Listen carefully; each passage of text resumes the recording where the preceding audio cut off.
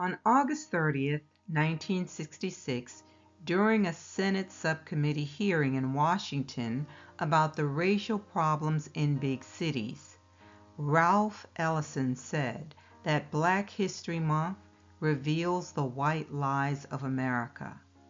Black History Month, then, is more than a memorial of Black achievement. It is exposing the deliberate ignorance about the contributions of the people who were enslaved and brought to this land. For those who are proud to be a member of the woke crowd, we know that Israelites were enslaved and brought to this nation. We woke up to the truth about Black history. Let's look at some pictures from a reference book that contains 1,500 full-color illustrations to include photographs of biblical sites and reproductions of classic paintings, drawings, prints, mosaics, frescoes, and scriptural fragments. The name of the book is Illustrated Dictionary and Concordance of the Bible, printed in 1986. I have a copy of the book, and as I went through it, I could clearly see that the skin tones got lighter and lighter, and the features of the Israelites began to look more European with the passage of time. The first picture is from the 3rd century AD. It's Moses reading from a scroll. It's a wall painting from the synagogue of Dura, Europas on the Euphrates River. The second one is a depiction of the prophet Samuel. He's anointing David, who stands with his hands folded. This is also from the 3rd century AD, also found in the Dura Europas synagogue. Just a little bit about the synagogue. It was an ancient synagogue uncovered at Dura Europas, Syria in 1932.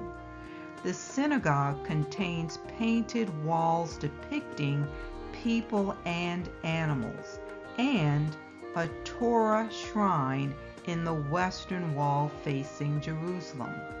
The last phase of construction was dated by an Aramaic inscription to 244 AD, making it one of the oldest synagogues in the world.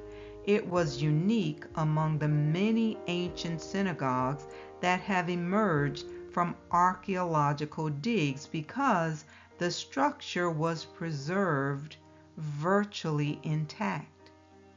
And it had extensive figurative wall paintings, which came as a considerable surprise to scholars.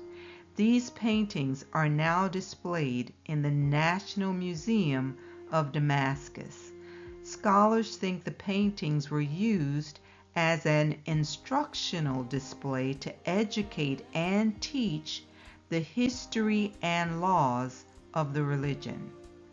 Just a side note, this is the area near Ur of the Chaldeans, where Abraham's people came from. Let's look at another painting. This painting is of the Ark of the Covenant being carried on a cart as it is pulled by 2 oxen. This wall painting from the 3rd century is portraying Ezekiel's vision of the dry bones. The Negroid features can clearly be seen. Why were they painting Israelites with Negroid features in the 3rd century? Because that's what they looked like before all of the whitewashing. This is another wall painting found in the tomb of Rekhmire, Egypt, showing slaves making bricks and building a wall.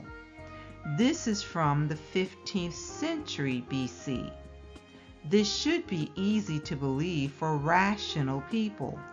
Only melanated people would be able to endure the intense heat to make bricks in Egypt. It should be a no-brainer. Let's look at another.